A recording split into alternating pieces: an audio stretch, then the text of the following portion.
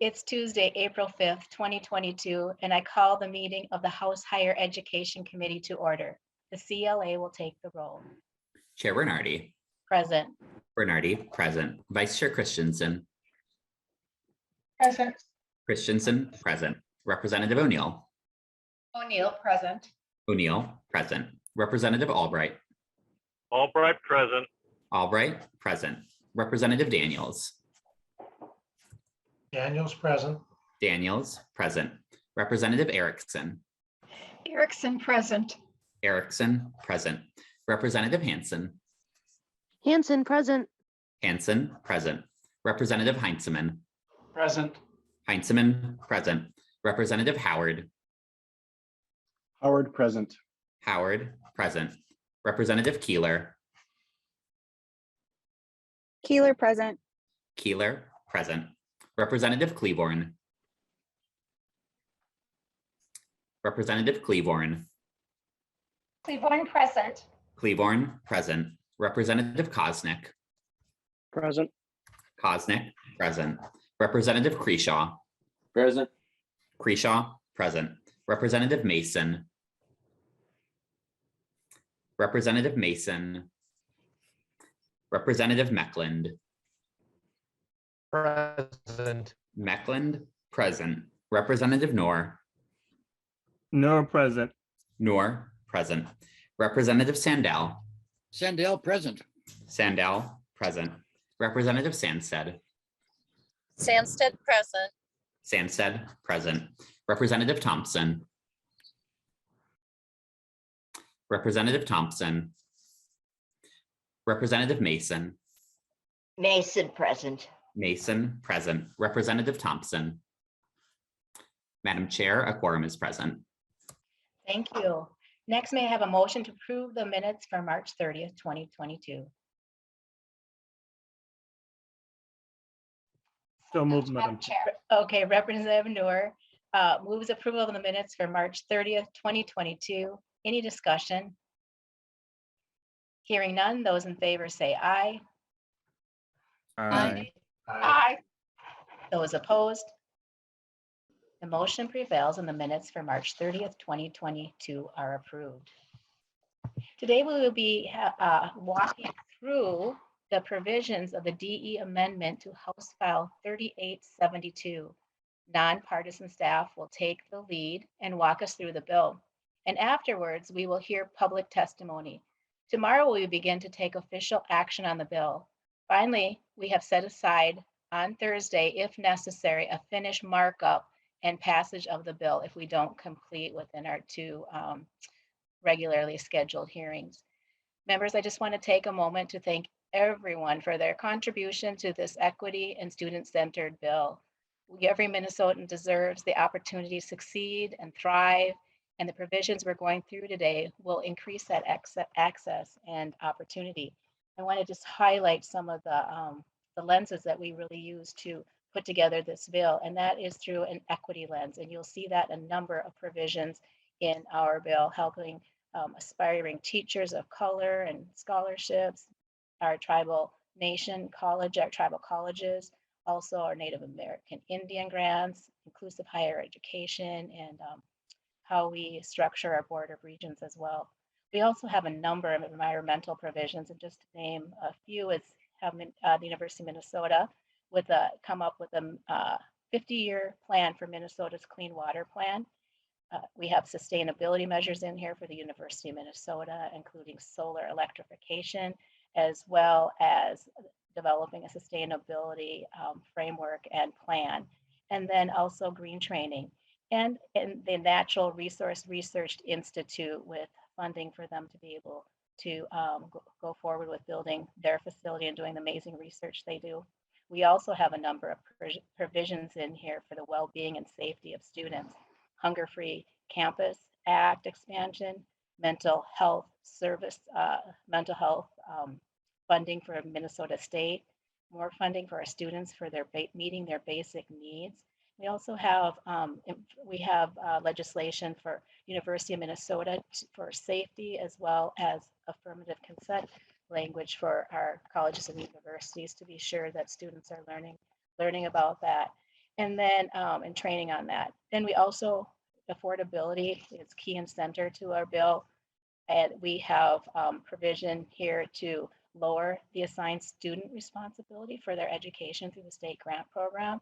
And we have free 2-year college for Minnesota students who come from low income and middle income families. So every child who is born in Minnesota will know that they have the opportunity in their families as they grow up to be able to continue their education and earn the credentials to help them be successful in life and their families. And so I want to thank all the members for their work on this bill and for all our committee staff, for partisan and nonpartisan staff. None of this could be done without you, and to all of our testifiers this year, from our students to our faculty to our private colleges and all the different people that come together to help provide input to create a bill that helps Minnesota students thrive and helps Minnesota thrive.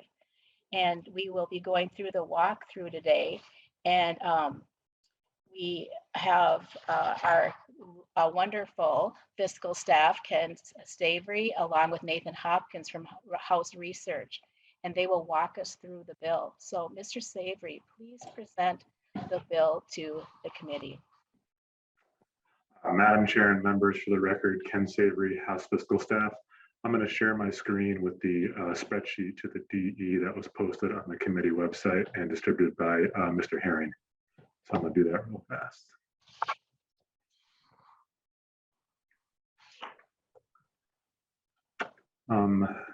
So Madam Chair, just a couple housekeeping items before I kind of dive into the spreadsheet. Today we'll be speaking mostly about columns E and column F.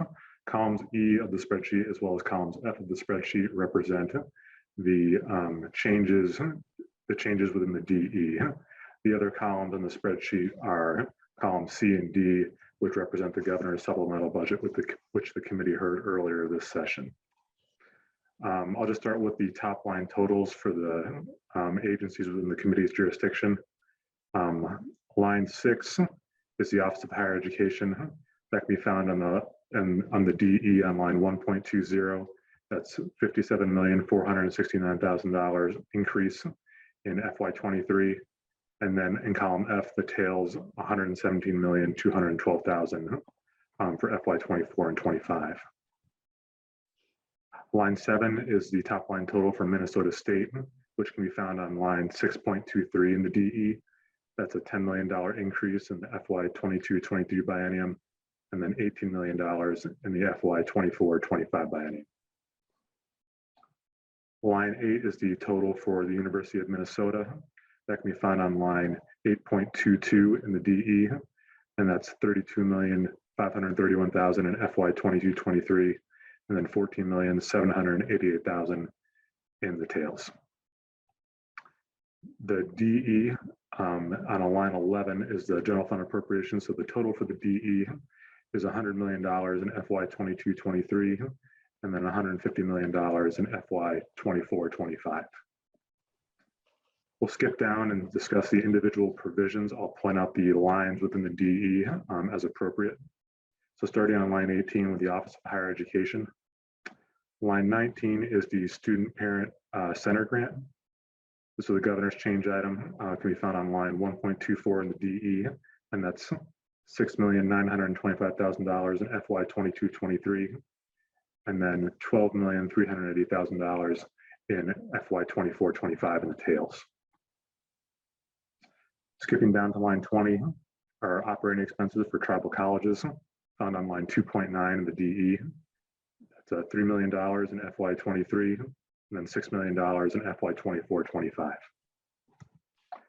Skipping down several lines is the next change item. That's modifications to the state grant on line 23 and found on line 2.18 in the DE.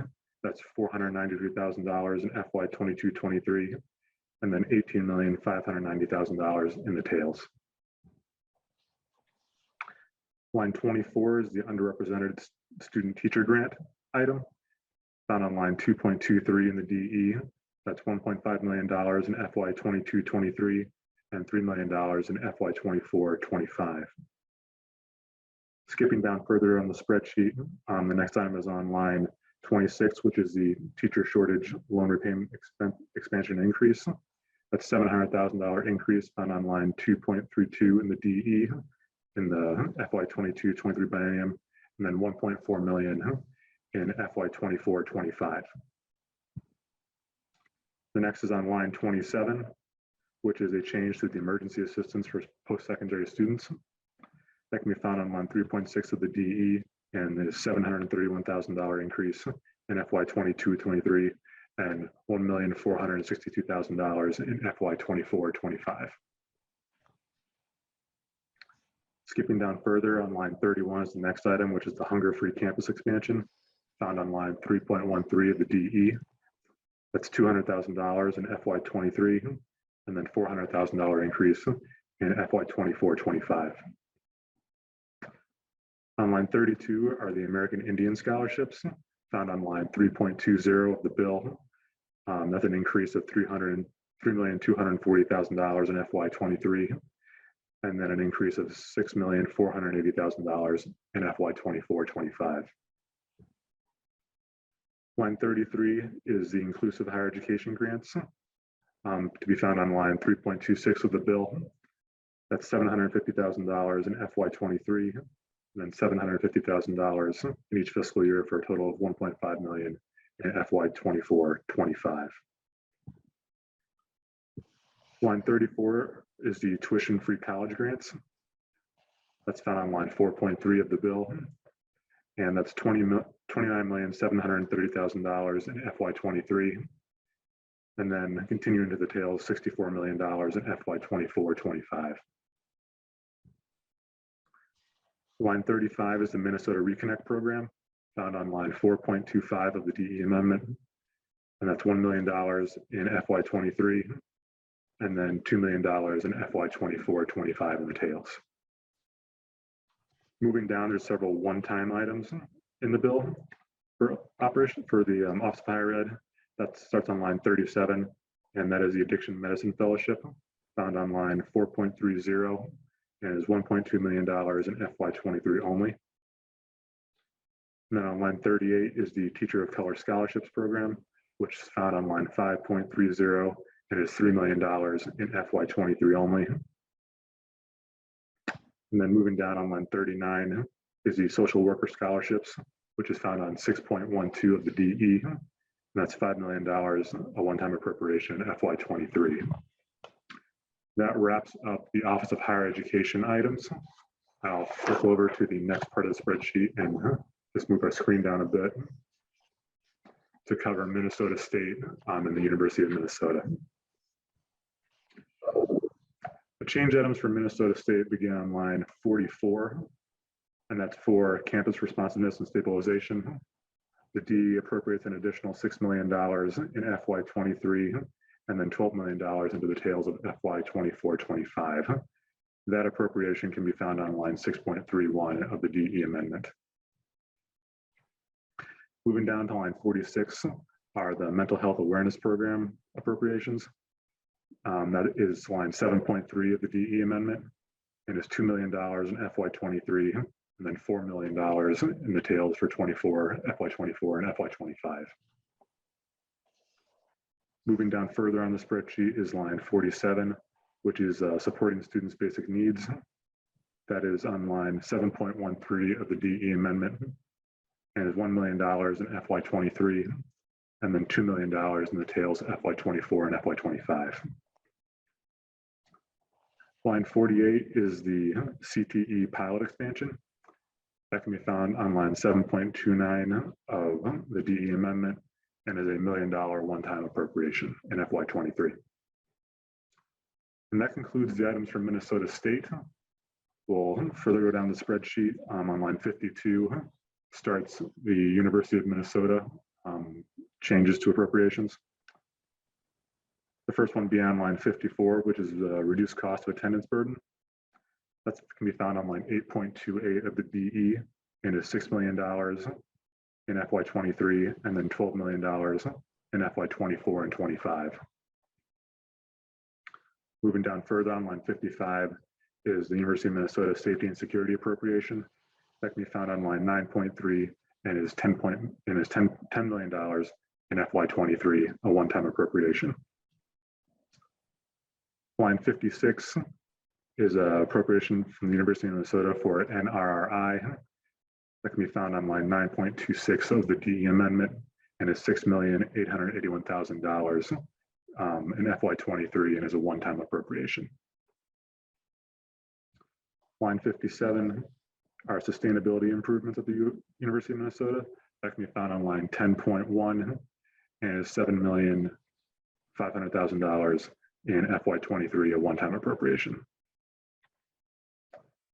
Then on line 58 is the 50-year clean water plan, found on line 10.15 of the bill, and that is $650,000, a one-time appropriation FY23.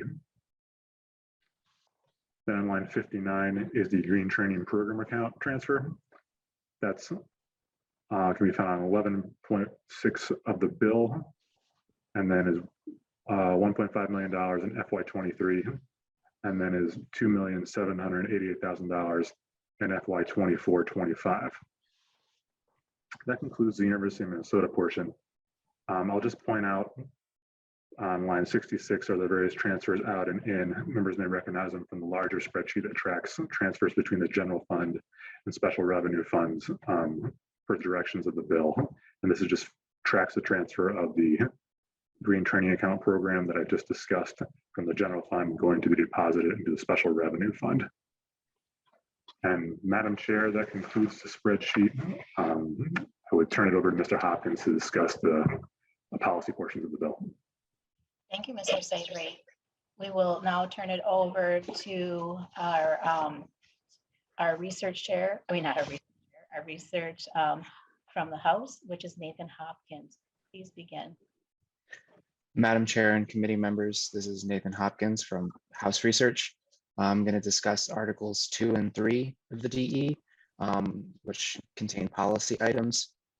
Article 2 starts on page 11 of the DE. I'll run through section by section. Section 1 on page 11, this deals with the hunger-free campus grants.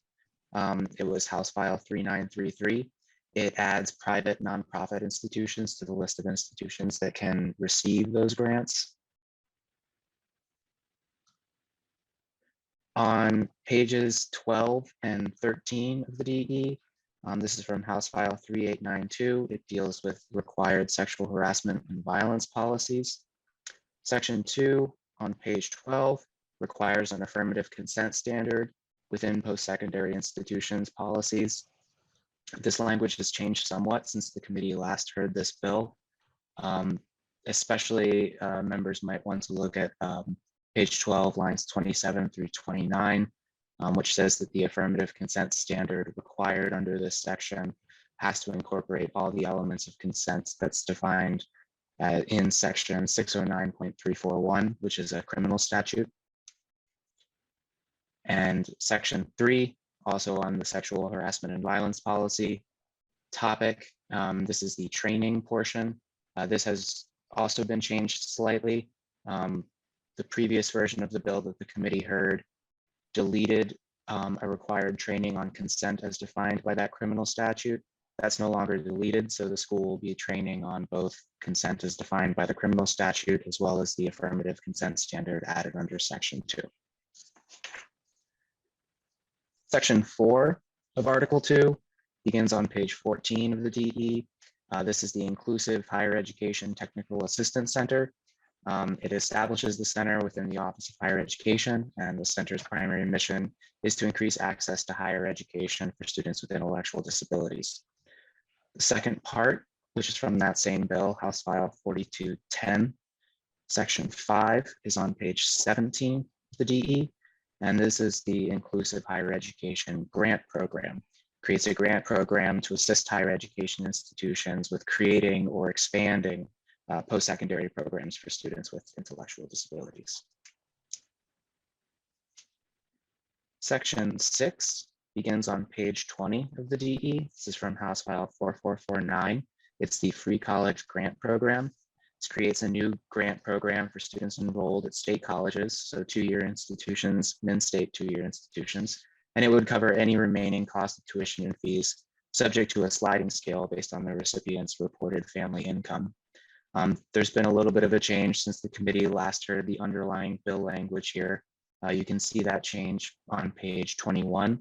The change is how the sliding scale of family adjusted gross income works. The tranches used to be much larger. Now they proceed in 5% increments. So the award gets smaller as a student's reported family adjusted gross income grows.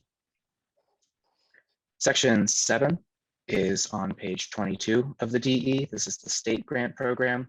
It's decreasing the assigned student responsibility from 50% to 48% of the institution's cost of attendance. Section 8 is also on page 22. This is one of the governor's proposals. It creates a new grant program to assist students who are parents or expectant parents. Section 9 begins on page 23 of the DE amendment. Sections 9 and 10 are both affecting the American Indian scholarships. Section 9 removes a requirement that undergraduate students have to be Pell eligible in order to receive an Indian scholarship. And Section 10, which is on page 24 of the DE, increases maximum award amounts for undergraduate students from $4,000 to $8,000 per academic year, and maximum grants for graduate students from $6,000 to $8,000 per academic year. On page 25, section 11, this is also from the governor's bill. It affects the teacher shortage loan repayment program. It increases the maximum amount of loan repayment from $1,000 to $2,000 per year. Section 12 and section 13 both address min-state's request. On section 12, beginning there on page 25, this requires the board to pursue additional centralized mental health resources to benefit students. And section 13, which is on page 27, at the very top of page 27, this requires centralized basic needs resources to students. Beginning on page 27, these are a number of changes that were in House File 2578, which Representative Schultz carried. There was a large DE amendment that this committee heard and voted on. These changes are what were contained in that DE amendment to House File 2578. So they affect the way that the legislature goes about electing regents and the composition of the Board of Regents.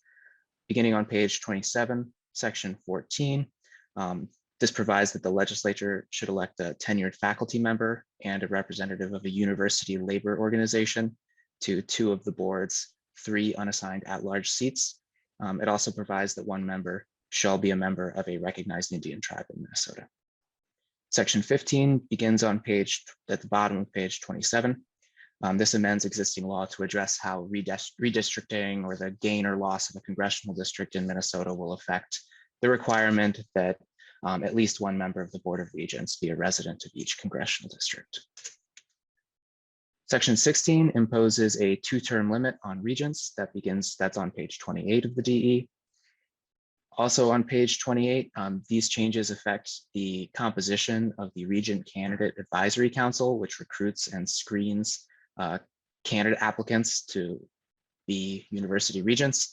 It changes the current composition and requires that the RCAC consist of 25 members, 5 appointed by the House, 5 by the Senate, 5 current faculty members appointed by the faculty senates, 5 student body presidents from each campus, and 5 designees from the listed councils.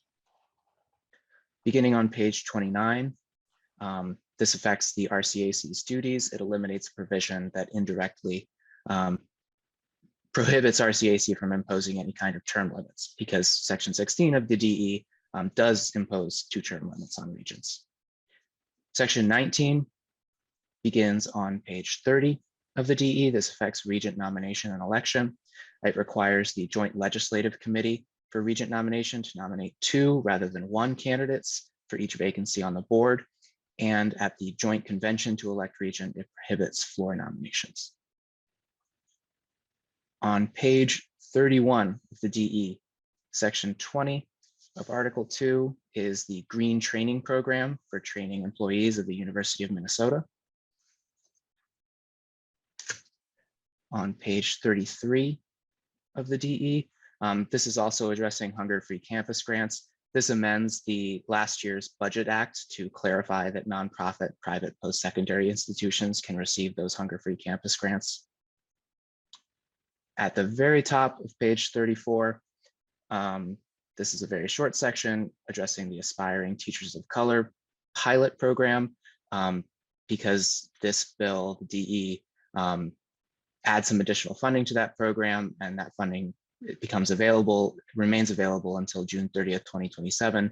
This sets an expiration for that pilot program at that same date, June 30th, 2027.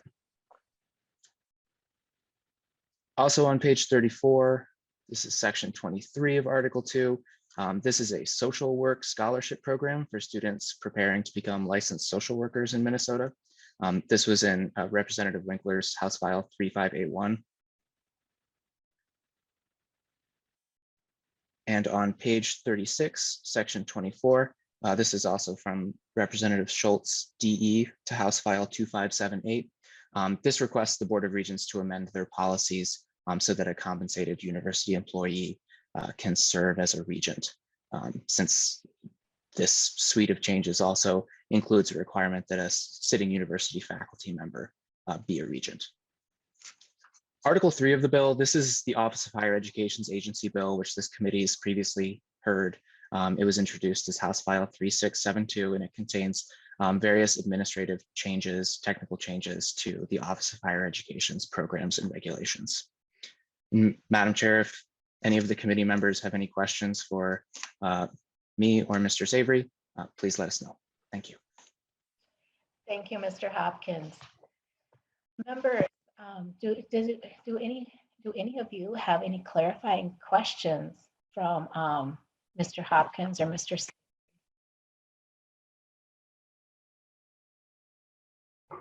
I don't see any, so we will move on to our testifiers. First testifying with us today is Chief Dan King, President of Red Lake Nation College. Welcome to the committee, Mr. King, and I'm looking forward to your testimony. We had technical difficulties the last time, so I'm glad that you're here. Yeah, and I'm glad to be here. Can you hear me okay? Yes, perfect. Okay, great. I'll keep this real short. It's only about 2 minutes. Okay. Okay, proceed. Okay, I did send a PowerPoint to everyone just to let you know in greater detail. So I believe Sean Herring sent that out. Okay, and Chief King, can you just please state your name for the record and your organization? Yeah, my name is Dan King, and I'm the president of the Red Lake Nation College and also the hereditary chief of the Red Lake Nation. Okay, welcome. Yep, thank you. The main reason that all Minnesota tribal colleges should get regular annual funding, just like all other public colleges in Minnesota, is to make sure that we're following all the Minnesota state laws, statutes, and policies. All of these protect natives from being treated differently. So according to Minnesota law, currently, Minnesota tribal colleges are being treated differently than all other public schools by not getting the same funding that everyone else gets. So we could fix that today. So in closing, I just wanted to state to everybody the obvious that all the land that we're standing on and sitting on today in Minnesota was once tribal lands. Almost 2 centuries of loss of land, language, and culture has resulted in historical and intergenerational trauma and poverty. This funding proposal that we have today for $1 million for each tribal college, only $3 million, this funding proposal could address those historical and educational traumas that have resulted in a lot of poverty and pain over the years.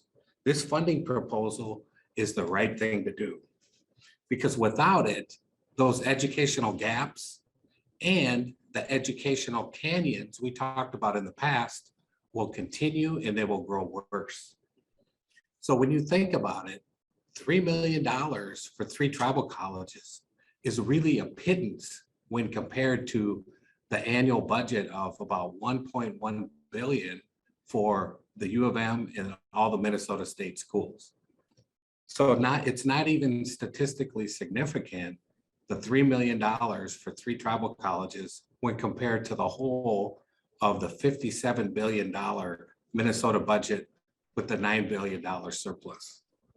So last, I wanted to just leave you with a thought on our ROI that we keep track of, and that's return on investment.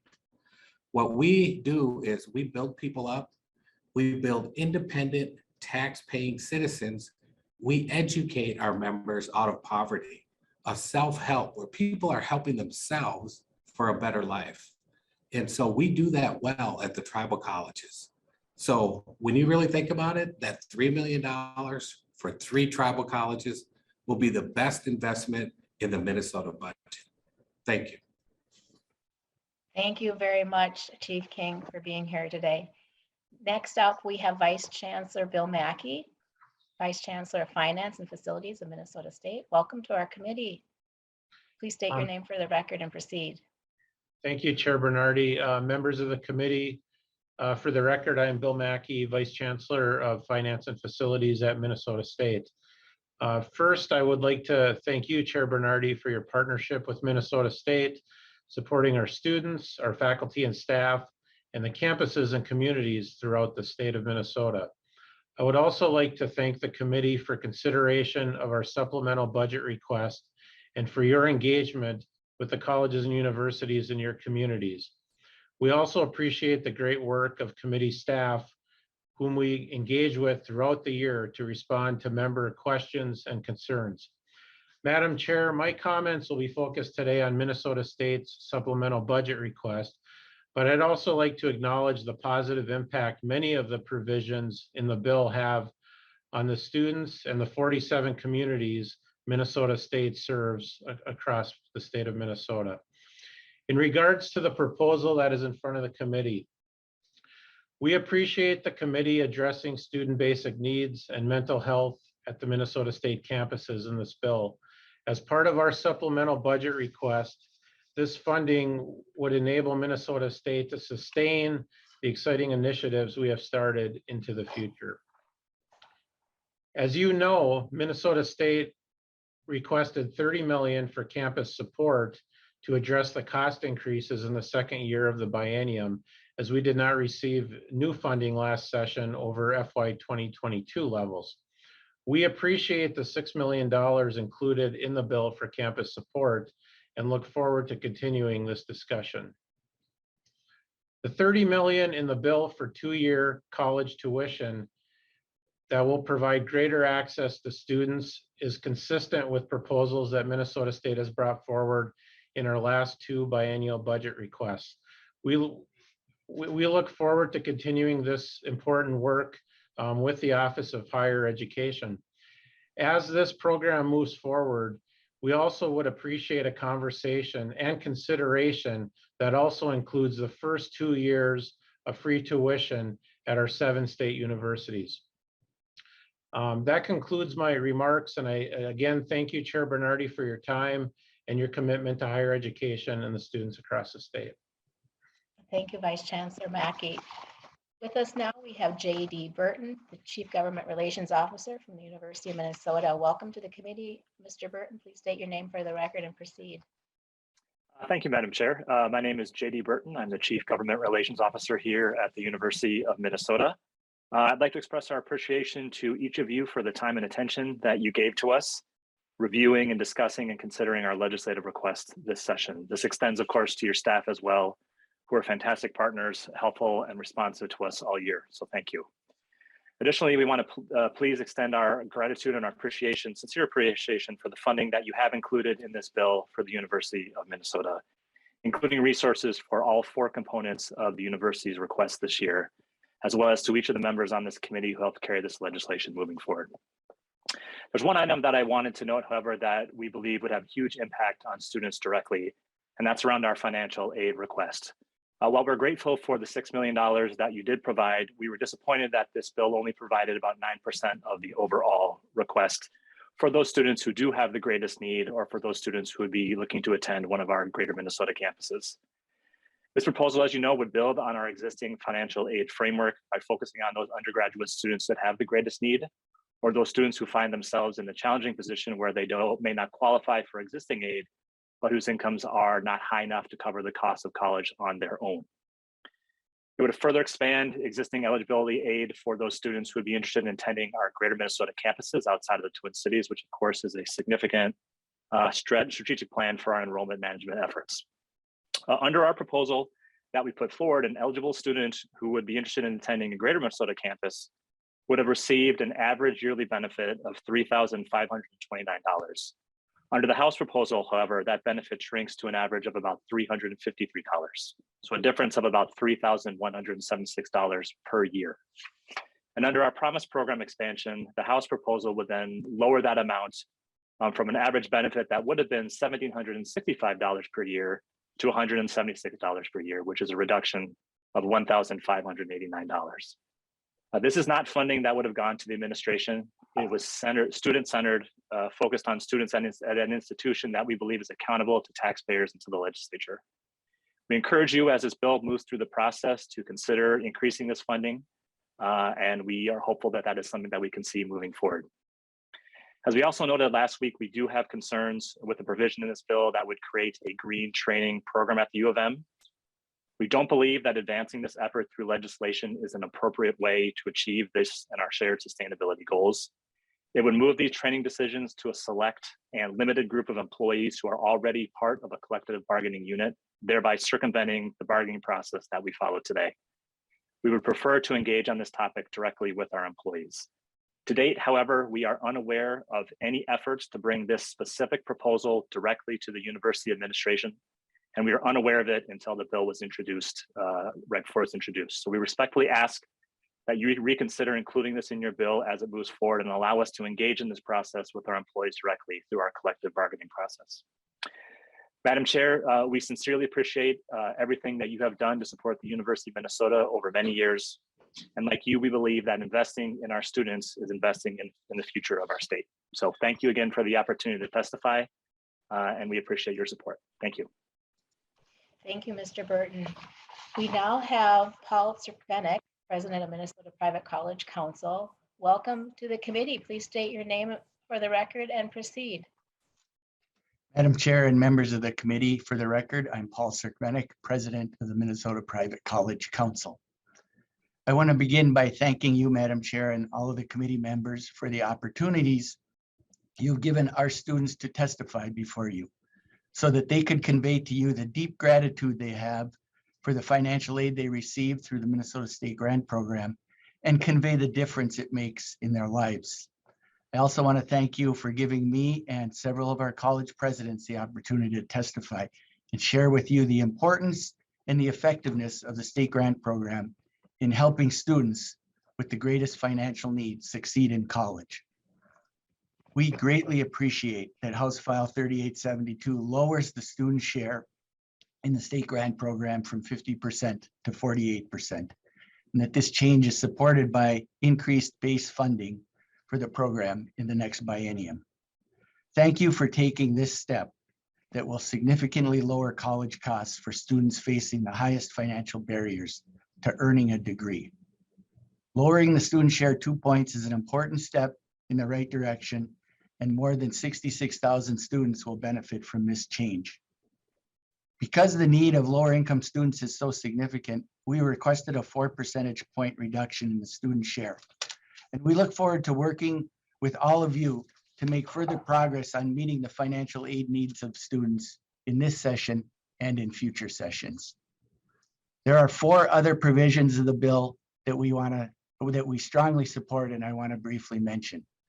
First, thank you for expanding funding for the Hunger-Free Campus program and for making nonprofit institutions eligible to receive the matching grants provided by this program.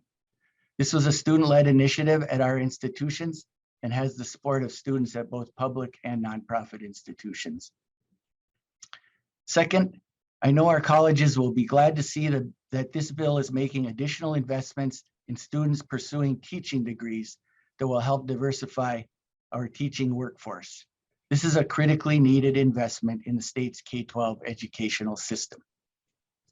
Third, we support and are grateful for the increased investment in OHI's program that provides emergency assistance to students. This program helps colleges keep students enrolled when emergencies threaten to cause an interruption in a student's educational journey. Finally, our colleges are strongly supportive of the expansion of the scholarship program for Minnesota's Native American students. Thank you for the opportunity to share our views with you on this bill. We look forward to continuing to work with you on these issues as the bill moves through the legislative process.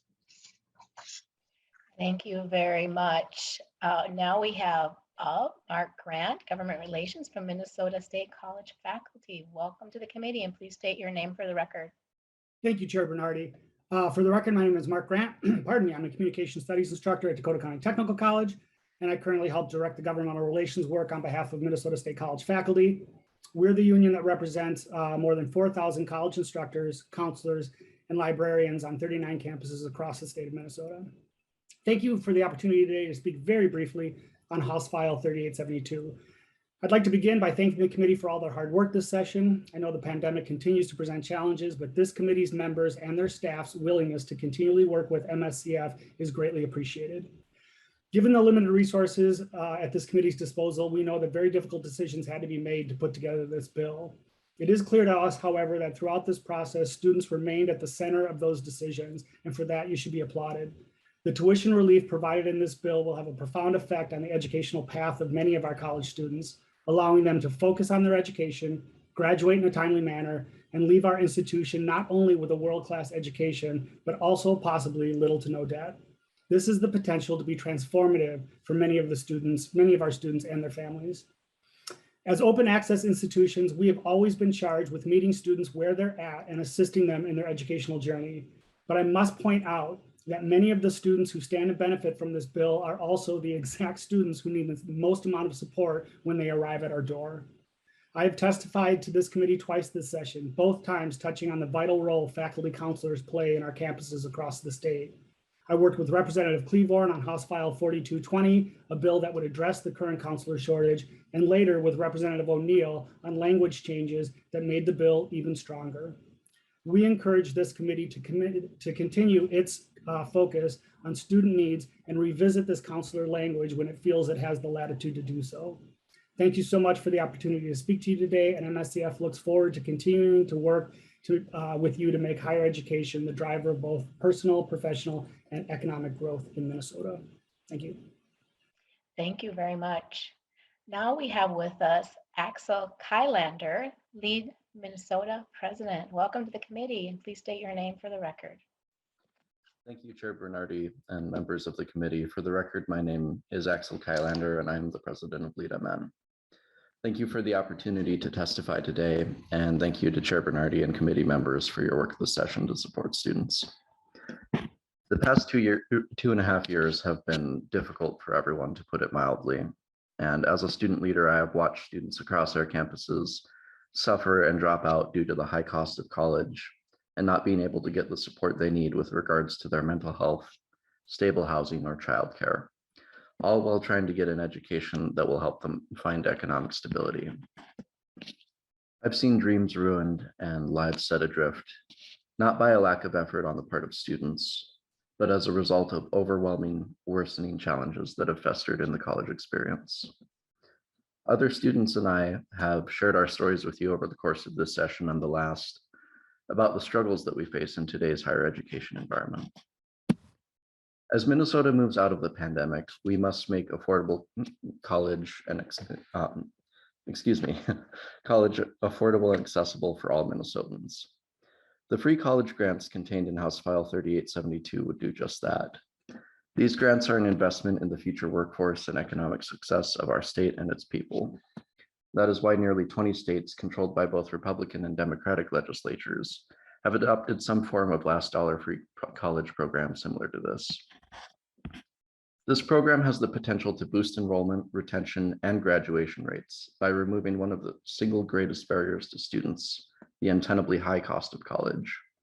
The power of this program also lies in its ability to change the narrative about college for low and middle income families. No longer would the conversation at the dinner table be about how a college family cannot afford college for their child. Instead, it will be about the opportunity available and which college and career path to choose. House File 3872 also provides programs that would help address many of the other major issues that have been holding students back from success in recent years. The ongoing funding for basic needs and mental health at Minnesota State, the Student Parent Support Initiative, hunger-free campus funding, and increased funding for emergency grants. All of these will have a tremendous impact on the success of our students in ensuring they have the support they need to complete their degrees.